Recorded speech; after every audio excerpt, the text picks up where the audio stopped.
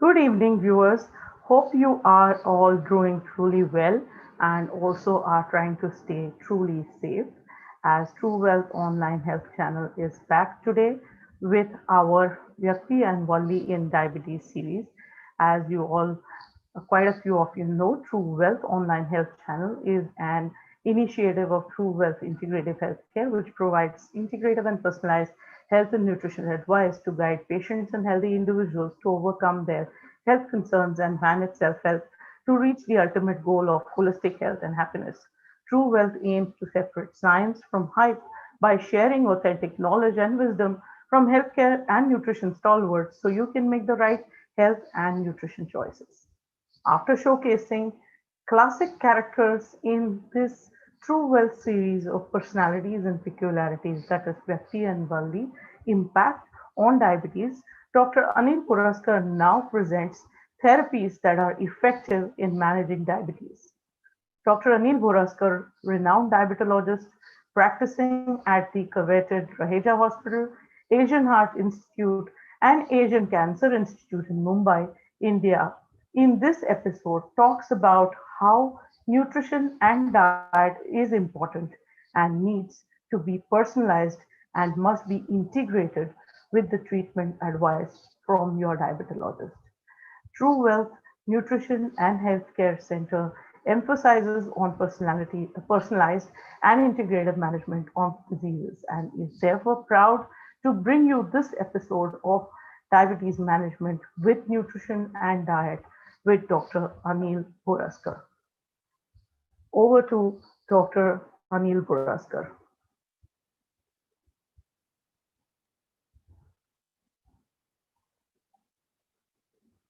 Fine friends, I think we have discussed in last 5 episodes various personalities and how they change the treatment modalities and the effect of the treatment by sheerly understanding their peculiarities and their personality traits. Now, a last few episodes that we have decided is we'll talk about what is really in interest of all my diabetic patients who are following this program so diligently that I feel that it's about time that I give them the real useful information for their day-to-day management of diabetes. So we are going to divide the programs into 3 episodes. The first one is the therapy for diabetes, which is of course the cornerstone of the treatment of any disease is the diet and nutrition. Second is the new line of treatment, new drugs. The menu for diabetes has increased enormously in the last 10 years. There are about 10 or 15 new drugs and 4 or 5 new insulins. And I think it's about time that people must know about the scientific basis and also the role of each pharmaceutical agent and how beneficial it is to overcome the problems related to diabetes. So let's start about the diet therapy. Diet is always said as a cornerstone of the treatment, but it's probably one of the most difficult things to do. And there are so many write-ups about various types of diets, various food products, the beneficial effects of so many products that we have not heard earlier. And that's the reason whenever there is a lot of write-up in a regulated as well as non-regulated press, we have a lot of confusion.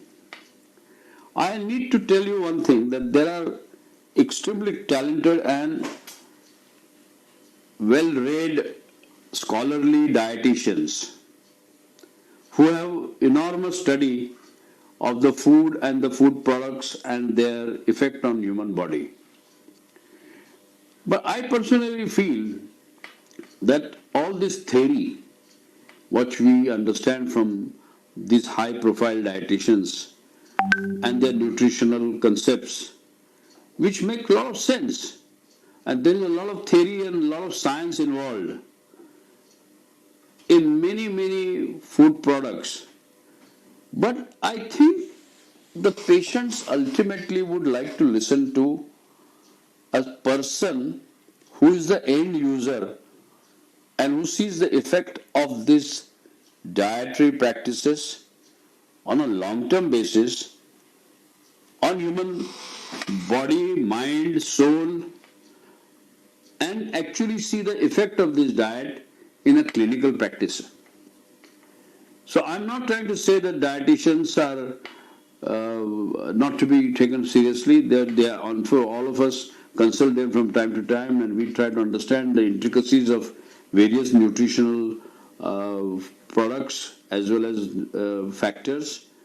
But exactly how it affects the human body, as we get to see these patients clinically, we see the complications clinically, we see the role of salt restriction in management of hypertension, we see it clinically, we see the reduction of cholesterol in diet, how it affects the coronary arteries. So, it's very important to really sum up this extremely fine theory which is given by all these high profile dietitians and who advise very rightly to people what to eat and what not to eat. How does really affect the human body? So, for that, I think for people to understand, let us understand that in Marathi we say Anna he Purna Brahma. You see, the man is what he eats. Man is what he eats. If he eats pig, he looks like pig. If he eats a sattvic ahar, he looks like a sattvic man. So there's so much of effect of your food on your body, your skin, your eyes, your brain, your mind, your thinking process, and therefore we need to study food very seriously. Although food categorically is classically divided into the constituents of food, which is very simple. From childhood we have learned it contains fat, carbohydrate, proteins, minerals, antioxidants, trace elements, salts. So it is divided grossly into that. And all of us need all the constituents of this for survival. But exact proportion of these constituents and in the kitchen lingo, which is so difficult in our country, and all the constituents of the food, if you really consider what is beneficial to your body, mind, and your disease and your particular problems that you have, if you put them into kitchen practice, it will have four important issues which are not related to the science of diet. They are related to culture of diet. Now, food culture is your culture which varies from community to community, from caste to caste, from area to area. Although the constituents may have a same proportion and a same content, the taste varies, the cooking methods varies, the cooking styles vary, and therefore to combine all this together to give a dietary advice is extremely difficult, and therefore many times I discuss the constituents of food. I give them roughly how much proteins they are going to need, how much fat they are going to need, how much salt they are supposed to take, what is the cholesterol containing foodstuff. I discuss that broadly. Now about the cooking processes. Now today what has happened? There are many cooking methods which are new to us and which are definitely healthy. Many cooking methods are either dry heating, boiling, broiling, sauteing. There are so many new processes which have come up in a great deal of practice and are useful than your conventional cooking, because conventional cooking, our main concept in a diabetes diet prescription is to reduce the fat content, the carbohydrate content, and the salt content. All these three things, when you try to reduce, you have to consider the palatability as well. Now you will realize that if you reduce the quantity of fat, obviously the people who are used to eating a fat fried, deep fried, shallow fried, or whatever way the fat was used for cooking formerly for years together, the palates which are developed from childhood, it is impossible to like the food which is containing less fat. So it is a question of training, and it's question of getting used to a low fat, low salt diet, which is a big ordeal for many people. And that sometimes can be made worse when the dietitians give a very difficult to follow advice. They talk about products which are not familiar. Now that makes a lot of problem, particularly if you write a diet to a person who has never eaten those substances, who has never eaten those type of recipes. How are they going to cook that? And therefore, I think the practical aspect of prescribing diet is to understand the first principle in a diabetic diet is to reduce the fat content. Now, we call it oil crisis in diabetes. What is oil crisis in diabetes? There is so much of dispute and debate on which oil to use. And even authorities vary from person to person. There is a great difference of opinion between the cardiologist and a diabetologist and a nutritionist at what cooking oil they should use. Very difficult to stick to one single brand of oil. And therefore, many authorities advocate a blending of oils. Means what? You buy various types of oils. Basically, oils are nothing but a fatty acid chain. The fatty acid chain are CHOH, which is bound by single bonds. Now, when the H ions in this fatty acid are dropped, they become polyunsaturated fatty acids, and the C to C binding is done by a double bond. And these double bonds, at what position of carbon they are, whether this is the third carbon or the sixth carbon, it is termed as a omega 3 fatty acid or omega 6 fatty acid. Now these are the new concepts. But it is very important to know that the fatty acid in your oil that you eat is an important constituent which can result into a widespread disease. And the idea is to reduce the content of omega 6 fatty acid and increase the omega 3 fatty acid. Now it is impossible to increase omega 3 fatty acid in your diet which is only vegetarian. Omega 3 fatty acids are predominantly seen in fish. But we talk about the ratio of omega 6 fatty acid to omega 3 fatty acid, and it should be between 1 and 8 or 1 and 10. Anything more than 10 is risky, and particularly all the vegetable seed oils which are promoted as heart friendly cholesterol reducing fatty acids, they are very rich in omega 6 fatty acid, and their ratio of omega 6 to omega 3 is more than 100. And these are very commonly used oils.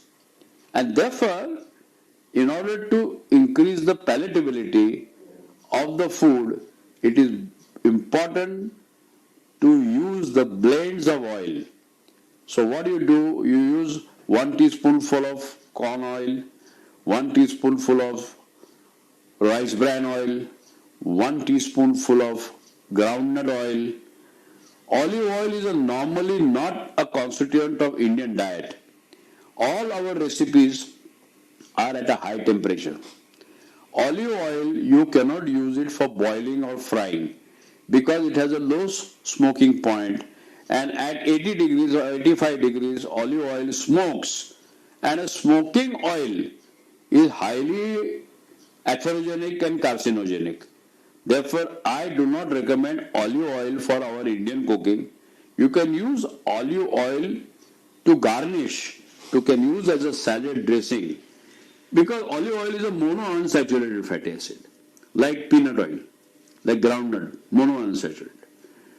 Polyunsaturated fatty acids are commonly used.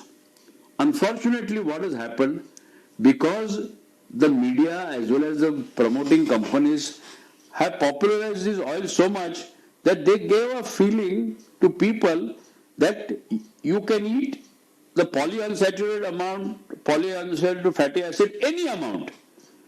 Anything that you cook, fry, deep fry, samosas, bhajia in polyunsaturated fat, it is definitely safer than eating it in ghee or saturated fats. And as a result of which, people started eating polyunsaturated fats any amount. Now you have to restrict the amount of the polyunsaturated fats in your diet, not more than 2 teaspoonful. So the virtues of our traditional fats, people have forgotten. What was our traditional fats? It was homemade ghee, it was coconut, and these are condemned as saturated fats because they would freeze at a room temperature less than 20 degrees, and in the cold season, coconut as well as ghee become solid. So they said that ghee increases cholesterol. Yes, animal fat and dairy products are to be reduced when you want to combat cholesterol. But using 2 teaspoonful of ghee in a day, not in a frying pan, again it is very important. If you put ghee in kadai, which is made of black metal, which comes in contact with oxygen and forms what is known as cholesterol oxidase. This oxidized saturated fat is highly toxic, and therefore ghee only 2 teaspoonful in a day is to be garnished, it is to be put on the top of the food as we eat on this varan bhat. We put a teaspoonful of ghee. That is a healthy way of eating ghee. But a deep frying food in ghee, we do not recommend. So in kitchen language, you'll realize you cannot exceed more than 2 teaspoonful of ghee and 2 teaspoonful other forms of oils, either sesame or rice bran or mustard. Nowadays there is a bit of write-up about mustard because this mustard causes some kind of rhythm disturbances. Recently there was a article in South that the mustard cause some cardiac arrhythmias. So mustard oil is slightly, there is a cloud on that. And luckily in this part of the world we don't use mustard much, but North Indians like to use mustard. But rice bran oil and sesame oil, and in the monounsaturated groundnut oil, not more than 1 teaspoonful each, and that's all the person can eat in the whole day. Now this is changing your culture.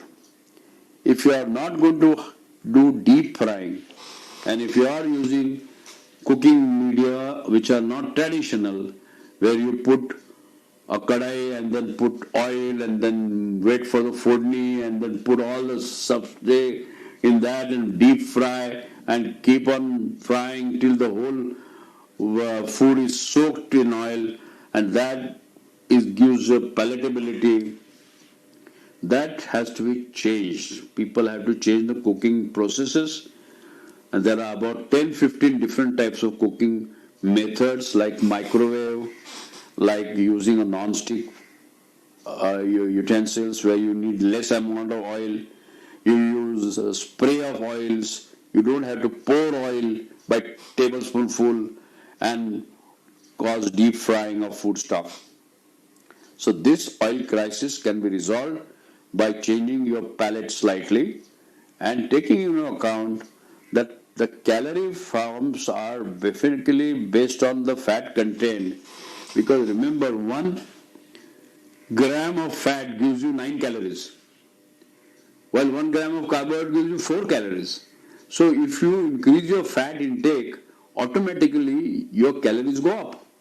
And if you want to restrict your calories, first thing you have to do is to reduce your fat content. Now, dairy products also, we recommend to take dairy products, skim milk, 1% fat milk, avoid cheese, or you can take fat reduced cheese, there is available fat reduced cheese, yogurt, you can take, butter, you should avoid or reduce in quantity, and dairy products are particularly useful because milk is a very important source of calcium. You need 400 milligrams of calcium. There is no other source of calcium.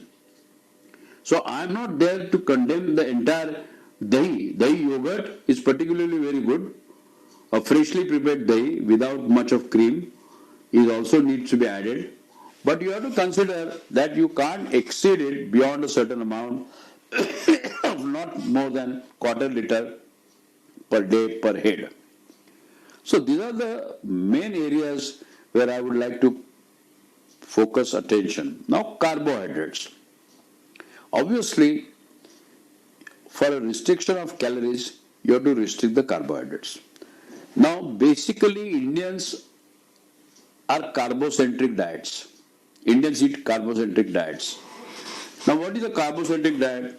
If you see our diet, which contains almost 60% carbohydrates, and largely because culturally we are used to rice, wheat, even vegetables contain a lot of carbohydrates, because the carbohydrates are easiest source of food and at a cheaper cost.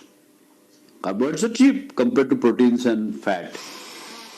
And we all eat carbohydrates in our country, and our lunches are also carbocentric, as a result of which Indians, particularly ethnically Asians, we have a problem managing postprandial blood glucose. If you ask a type 2 diabetes, which is a major problem, is to not able to control his post-lunch or post-breakfast blood sugar less than 180. They are always more than 180, 200, and then we need to give some drug to bring it down, because the complications of diabetes start coming up when a person's post-lunch blood sugar is persistently high, and which is a risk factor which eventually causes elevation of HbA1c and uncontrolled diabetes. So how do you control lunch related spurge or surge of blood sugar? Obviously you have to reduce your carbohydrates. Now reducing carbohydrates is going to be very difficult because culturally we cannot change our diet. So what do you do? What we recommend, we ask them to take a good breakfast. Now vegetarian people don't eat eggs and other form of meats in the morning, so they have to eat protein breakfast. Now protein for them the source is either paneer, but again it causes rise in dairy products, sprouts, which are very important. A bowl of sprouts, grams, udid containing carbohydrates. Like for example, idli, dosa, it contains 30% udid and 70% rice. So eating only rice, it is better to take idli or dosa because it contains 30% proteins. So you have a reasonable 300 calorie diet as a breakfast. Many people don't take breakfast. They are in major hurry. As soon as they get up, they have to go. They take a toast and maybe a cup of tea and rush. Now that is dangerous because that will create all counter-regulatory hormones in the morning and will create many problems if you don't take. So eating a good breakfast with some nuts, yogurt, and about 300 to 400 calories you eat, then you can reduce your lunch carbohydrate load. How do you do that? For a carbohydrate load reduction, you can have a bowl of soup or a salad and maybe one toast of bread or one roti roll. That will cut down your calories by carbohydrate by 50%. Evening you can have a snack, which is again a simple snack like upma, dalia, but not farsan, not vada, not bhajia, not vada pav. Those things should be avoided in the evening. You can have evening snacks around 200 to 300 so you don't feel ravishly hungry in the night. And at night you can have a very light dinner. Predominantly you can have a fruit, you can have salad, you can have chas. Cut down on the rice at night. Have a wheat or bhakri. One of the very good substance is multi-grain bhakri at night. Bhakri has got three types of ingredients. One is nachni or millet, which is full of iron. Then you can add jwari, bajri, a little bit of wheat and a little bit of maize. This panchadhanya bhakri, one bhakri is filling. It gives you less carbohydrates and adequate fiber. This is very important because fibers will give you satiety and it will also move your bowels well next day morning. Plus it is reducing your calorie load. Now this is particularly our day-to-day diet. Indians are particularly known for their festival times. It's amazing to know that in 365 days we have 200 days of festivals in India. That means that 200 days people eat something sweet, something nice. No harm. That's the one positive thing that you do, makes you feel nice. The family likes you to eat because they want every day you are dieting, one day you can have. But now these temptations of eating sweets can be reduced. In the sense, you can have sweets, but you can avoid simple sugar. Now there are a lot of sugar substitutes and there are a lot of recipes now available where the sugar substitutes can be used to make sweet dishes. And if somebody has a really sweet tooth, the fruits can help you.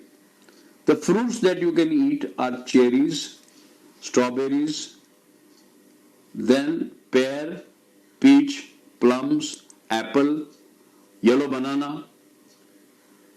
In a season of mangoes, you can have a half a mango, no harm, because it contains fiber, not more than half a mango, more than. You can't have amras, and you can't eat amras poi. You should take fruit after a gap of 1 hour from food. Keep a gap of mango and food 1 hour gap. Then it will not cause surge of sugar. It will not cause glycemic excursion or glycemic, what they call it, variability. So fruits you can take, seasonal fruits are created by God. I always used to tell people that ईश्वर निर्मित सगळ्या वस्तू खा, मनुष्य निर्मित वस्तू खाऊ नका. What is मनुष्य निर्मित म्हटलंय? मिठाई, chocolates. It is created by man. Obviously what God has created, it is for the benefit of humans. You must know that how much to eat is also very important. When people bring mangoes from Ratnagiri, suddenly I think 24 mangoes ripe at the same time. So family considers this as their responsibility to finish it in 4 days, which is wrong. To distribute these mangoes in your neighborhood. And you can have half a mango every day, no problem at all. So these are the few tips that I would like to give you for dietary practices. Now, change your diet according to season. In summer, take salads, soups, try to keep light. In winter, you may need little extra fat. Now you should know the wisdom of our forefathers has really taught us what is known as Rutucharya. That is a change of diet according to the season. And India, we have essentially four seasons, but predominantly there is a winter and summer, and of course rainy season. But the dietary practices culturally vary during summer and winter. There is a great scientific basis for that. And this you have to follow. You have to give respect to your culture and your tradition because that is useful to our body and our genomics or pinda. For thousands of years, our ancestors have taught us to bring about changes in diet according to the season. For example, during Sankranti, we use til gul. Now, gul is a jaggery which has special qualities, and til which contains fatty acid. And that's the time you need the sesame oil during winter in order to prevent all winter related disease. Only thing you can't overindulge just because somebody has made laddus, you can't eat 10. You have to be moderate in the changes and what is really helpful to you. Like there is some function in Vasanta Panchami where you use kairi sapana and dal. What is the rationale in that? The kairi has a many beneficial effect including vitamin C. Now summer time is a time where you lose a lot of water soluble vitamins. You need to increase your vitamin diet in summer.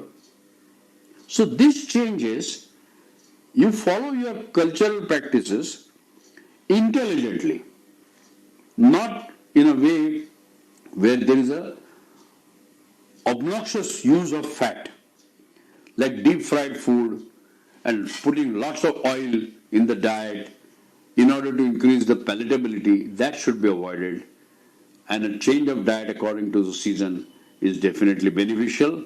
And I'm sure once you understand the principles of diet, you can make changes according to your palate, according to your culture, according to your traditional cooking styles, and likes and dislikes of the family members.